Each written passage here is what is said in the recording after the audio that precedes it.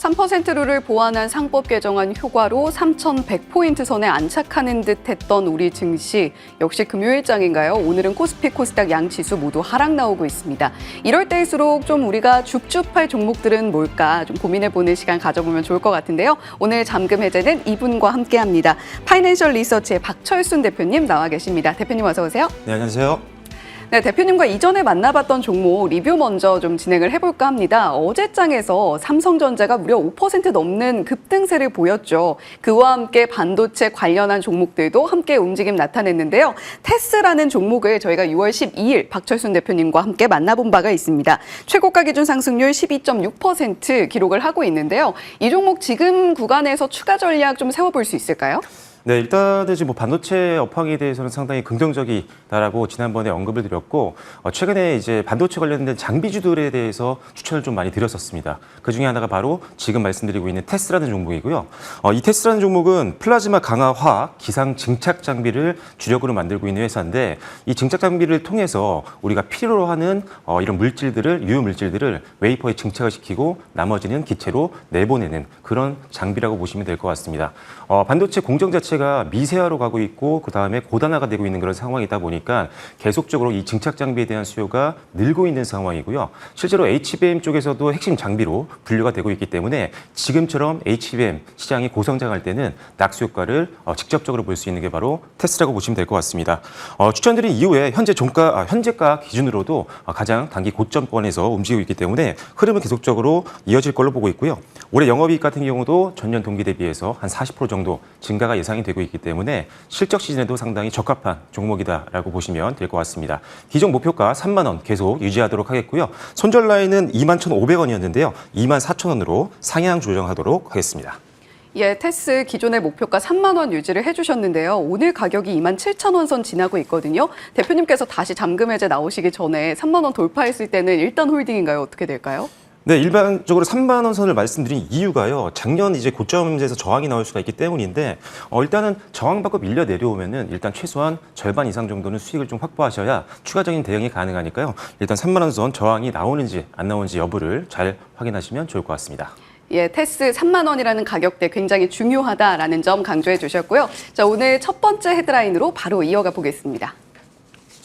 잠금 해제 첫 번째 헤드라인입니다. 앞서서 삼성전자 말씀을 드렸는데 이제 드디어 삼성전자의 시간이 올 수 있을까요? 63,000원 선을 터치했던 어제장이었습니다. 반도체의 시간이 이제 다시 돌아온 것인지 앞서서 좀 긍정적인 뷰를 들어볼 수가 있었는데 대표님 어떻게 볼까요? 일단은 지금 삼성전자를 좀 기대해 볼 수 있는 것들은 계속적으로 나오고 있는 것 같습니다. 물론 이 엔비디아 쪽에 퀄테스트 통과가 아직 안 되고 있는 상황이기 때문에 이 부분이 항상 이 주가 상승에 걸림돌이 됐던 부분이거든요. 하지만 이 부분도 이미 오랜 기간 동안 주가에 좀 선반영이 된 부분들이 있기 때문에 지금보다 나아지는 어떤 모멘텀들이 나온다면 충분히 상승은 좀 이어질 수 있을 걸로 보고 있습니다. 첫 번째로는 일단 관세 리스크가 좀 완화가 됐는데 이번 주에 이제 미국과 베트남의 관세가 이제 합의가 마무리가 됐습니다. 그래서 수입품 같은 경우가 한 20% 정도 관세를 부과하기로 했었는데 일단 고일 관세가 아니라는 점 때문에 일단은 시장은 좀 안도하는 모습입니다. 왜냐하면 삼성전자 같은 경우가 베트남을 통해서 전자제품을 생산을 하고 있다 보니까 고일 관세를 받지 않은 지금 현 상황에서는 리스크가 조금 더 감소했다라고 보시면 될 것 같고요. 그다음에 세액공제가 오히려 상승을 했습니다. 기존의 세액공제가 반도체법상 미국이 이제 25% 정도를 부과를 했었는데 지금 35%까지 확장이 된 상태이기 때문에 이제 세액공제가 줄어드는 가능성에 대한 어떤 우려감은 소멸이 됐다라고 보시면 됩니다. 그래서 세액공제율이 더 늘어났다는 점은 장기적으로 회사에는 긍정적인 영향을 줄 수 있다라고 보시면 될 것 같고요. 그리고 이제 AMD에 이어서 이제 브로드컴 같은 경우도 HBM3 12단의 공급을 좀 앞두고 있는 그런 상황입니다. 아직 엔비디아는 좀 안 되고 있지만 기타 다른 고객사들을 계속적으로 늘려나가고 있기 때문에 지금 상황이라면 조금 더 우상향 흐름들이 이어질 가능성이 있다고 보고 있기 때문에 삼성전자뿐만 아니라 삼성전자와 관련된 밸류체인들도 함께 보시면 좋겠다. 다만 SK하이닉스 밸류체인과 함께 삼성전자도 갖고 있는 병행해서 갖고 있는 종목을 투자하시는 게 더 좋다라는 점까지 말씀드리겠습니다. 예, 삼성전자의 최근 호재 세 가지 짚어주셨습니다. 관세 협상을 이제 또 다시 한 번 앞두고 있는 상황 속에서 긍정적인 모멘텀 확인이 됐고요. 반도체 세액공제 관련해서도 추가적인 모멘텀 자리하고 있다는 점 포함해서 삼성전자 하단의 종목들은 뭐가 있을까 저희가 지켜볼 때가 아닌가 싶습니다. 잠금 해제 첫 번째 종목 바로 공개해 볼게요. 첫 번째 종목은요. PSK 홀딩스입니다. 이 종목의 두 가지 키워드 바로 열어볼게요. 첫 번째 키워드는 요즘 반도체 하면 HBM 빼놓고 이야기할 수가 없겠죠. HBM 핵심이라는 키워드고요. 두 번째는 실적 어떻게 나오는지와 밸류에이션 체크해 보겠습니다. 자, 첫 번째 키워드 HBM 핵심 장비로 들어가고 있는 이 PSK 홀딩스 지금 시장에서의 포지션은 어느 정도인가요? 네, 일단은 이 회사가 HBM 관련된 장비를 만들고 있는 대표 기업이라고 보시면 되는데요. 기본적으로 이제 HBM 자체가 앞으로도 수요가 급증할 걸로 예상을 하고 있습니다. 그 이유가 지금 HBM4라든지 점점 더 신제품이 나오면 나올수록 HBM이 들어가는 숫자는 더 늘어나게 되고 따라서 HBM 관련된 장비라든지 소재 부품들을 만들고 있는 기업들은 오히려 더 시장이 좀 확대되면서 낙수 효과를 볼 수 있는 부분들이 있다라고 보시면 되고요. PSK 홀딩스 같은 경우는 크게 두 가지 사업을 하고 있습니다. 일단 기본적으로 데스컴 장비를 만들고 있는데 이게 이제 웨이퍼에 남아있는 감광액을 이제 처리해주는 그런 장비거든요. 효율에 굉장히 직접적인 영향을 주기 때문에 일단 HBM4 쪽에서도 역시나 계속적으로 필요한 핵심 장비라고 보시면 될 것 같고요. 리플로 장비도 마찬가지입니다. 숄더볼을 평탄화를 해서 기판과 AI 칩을 붙이는 역할, 반도체 칩을 붙이는 역할을 하는 건데 이것도 역시나 HBM 공정 내에서 핵심 장비이기 때문에 주력 사업이었던 이 데스컴 장비, 그다음에 리플로 장비의 수요 증가와 함께 실적 성장도 기대해 보시면 좋을 것 같습니다. 예, PSK 홀딩스 HBM3뿐만이 아니라 HBM4로 다음 세대로 넘어가는 와중에도 핵심 장비로 분류가 되면서 우리가 지속적으로 지켜볼 필요가 있다는 점 강조를 해주셨습니다. 두 번째 키워드, 지금 실적 어떻게 나오는지도 저희가 체크를 해봐야 될 텐데요. 지금 일단 실적 자체는 반도체 종목들 가운데서 좋은 편에 속하는 PSK 홀딩스죠? 네. 일단 앞서 말씀드렸던 리플로 장비 쪽에서는 국내 선도 기업이고요. 그 뒤로 이제 STI가 따라오고 있는 그런 상황이라고 보시면 될 것 같습니다. 데스컴 장비도 계속적으로 실적이 늘고 있는 상황이다 보니까 올해 같은 경우는 드디어 영업이익과 순이익이 조금 더 높게 평가를 하면은 둘 다 1,000억 원 이상을 돌파할 수 있을 가능성도 분명히 있다라는 점을 감안했을 때 일단 실적에 대한 기대감은 굉장히 높은 대표 종목이라는 점 기억하시면 좋을 것 같고요. 실적 전망은 좋은데 지금 PER이 10배가 채 안 됩니다. 그래서 동종업계 PER들이 보통 50배 수준에서 움직이고 있음을 감안하면 굉장히 저평가 배력을 가지고 있는 종목이어서 역시나 지금도 신규 접근이 가능하기 때문에 다시 한번 종목을 들고 왔다라고 말씀을 드리겠습니다. 예, 올해 영업이익 순이익 1,000억 원 돌파가 전망되고 있는 호실적의 등에 업은 PSK 홀딩스입니다. 거기다가 타 동종업계 종목 대비로는 PER도 굉장히 현저하게 낮은 수준에 머물고 있는 종목이기 때문에 우리가 더더욱 매력도가 높아지는 걸 느낄 수가 있는데요. 그렇다면 구체적인 가격 전략 어떻게 가져가 볼까요? 네, 오늘은 시장이 조금 취해가는 느낌들이 있기 때문에 주가가 조금 약박권에서 움직임을 보여주고 있는데요. 현재가가 지금 36,800원 정도 선에서 움직이고 있는데 충분히 매수 가능한 구간이라고 보여지고요. 분할 매수를 활용하시면 더 안정성 있게 평균 매수 단가를 잡으실 수 있을 것 같습니다. 자, 목표가는요. 5만 원으로 제시해드리겠고요. 손절 라인은 32,000원으로 제시를 해드리겠습니다. 예, 목표가 기존의 PSK 홀딩스 이전에 박철순 대표님께서 언급을 해주셨던 바가 있는데요. 목표가 상향은 그대로 유지를 하되 리스크 주의 구간 32,000원으로 제시를 해주셨다는 점 참고해 보시면 좋겠습니다.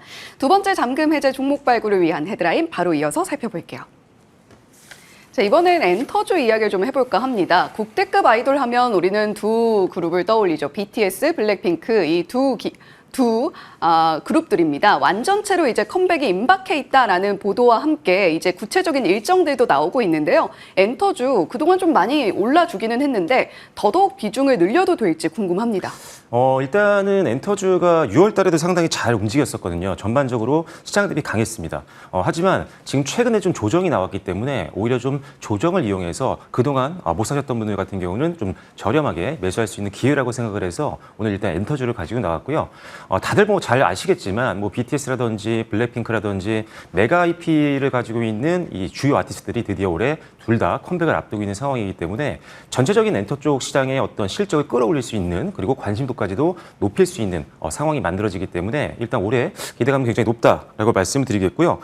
그다음에 BTS든 블랙핑크, 스트레이키즈, 여러 가지 베이비몬스터라든지 주요 아티스트들의 월드 투어들이 굉장히 활성화가 되고 있는 상황입니다. 올해 따라서 공연 매출이 굉장히 크게 성장하면서 함께 MD 매출도 늘 걸로 보고 있는데요. 올해 전반적으로 K-팝 가수 공연의 글로벌 관객은 작년 대비했을 때 30% 이상 고성장이 예상이 되기 때문에 일단 기본적으로 공연 매출이 급성장한다는 게 올해의 투자 포인트가 될 수 있다라고 보시면 될 것 같고요. 다음으로는 이제 한한령 해제 기대감인데 드디어 이제 올해 하반기에 5만 석 이상의 대규모 공연이 중국 시장에서 열립니다. 드림 콘서트가 열리게 되고요. 실질적으로 이게 굉장히 오랜만에 열리는 거기 때문에 사실상 공연 업계에서는 이제 한한령이 좀 풀렸구나라고 생각을 하고 있는 상황입니다. 거기에 적극적으로 중국 자본들이 우리나라로 들어오고 있는 상황인데 텐센트가 이제 카카오 계열이라든지 아니면 디어라든지 아니면 SM, YG까지 지금 지분을 계속적으로 확보를 하고 있는 상황입니다. 한한령 해제를 감안한 선투자 개념이라고도 판단할 수가 있기 때문에 일단 한한령 해제에 따른 국내 엔터주들의 수혜를 기대해 보시면 좋겠다라고 말씀을 드리도록 하겠습니다.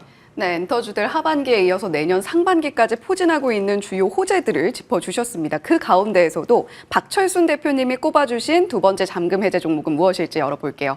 자, 이번 종목은요, 디어유입니다. 또 오늘 마침 전반적으로 엔터주들 살짝 쉬어가는 분위기가 감지되기 때문에 이러한 때 오히려 이 종목을 담아볼 수 있지 않을까 하는 아이디어 가져보시면 좋을 것 같은데요. 두 가지 키워드 바로 열어볼게요. 자, 사실 디어유는 이전에 박철순 대표님과 만나봤던 종목이기도 합니다. 이 종목 최고가 기준 상승률 62%나 기록하고 있고요. 이전에 대표님께서 언급해 주셨던 목표가도 초과 달성한 상황입니다. 오늘 추가적으로 업사이드 기대가 되는데 두 가지 키워드 중에 첫 번째는 SM 이야기 해보겠고요. 두 번째는 중국 진출과 관련한 이야기 조금 더 자세하게 풀어보겠습니다. 디어유 같은 경우는 지금 SM 자회사로 편입이 되어 있죠? 네, 맞습니다. 디어유 같은 경우가 4월 17일 날 소개해드리고 60% 이상 수익이 났는데 사실 지난달에 최고가를 만들고 지금 조정이 계속적으로 이어지고 있는 상황입니다. 그런데 지금 5만 원 중반대라면 여기서 한번 지지선 만들고 다시 한번 재반등이 나올 수 있을 거라는 판단 하에 일단 오늘 다시 한번 재추천을 드리는 거다라고 말씀을 드리겠고요. 방금 말씀해 주신 것처럼 지금 SM 지분 편입이 됐습니다. 그래서 자회사로 지금 입점이 됐기 때문에 SM과의 시너지를 기대해 볼 수 있는데 디어유는 이 아티스트와 그 다음에 이제 팬들과 연결해주는 플랫폼을 영위하고 있는 회사라고 보시면 되는데 SM 자회사로 들어가면서 SM 아티스트들을 입점시킬 수 있는 가능성이 굉장히 높아졌다라고 보시면 될 것 같고요. 실질적으로 지금 SM 자회사로 들어가면서 NCT 위치라든지 라이저와 같은 주요 아티스트들이 입점을 하면서 실제 매출이 발생을 하고 있는 그런 상황입니다. 그래서 SM 자회사 편입 이후에 시너지 효과를 계속적으로 우리가 기대해 볼 수 있는 상황이라고 보시면 좋을 것 같습니다.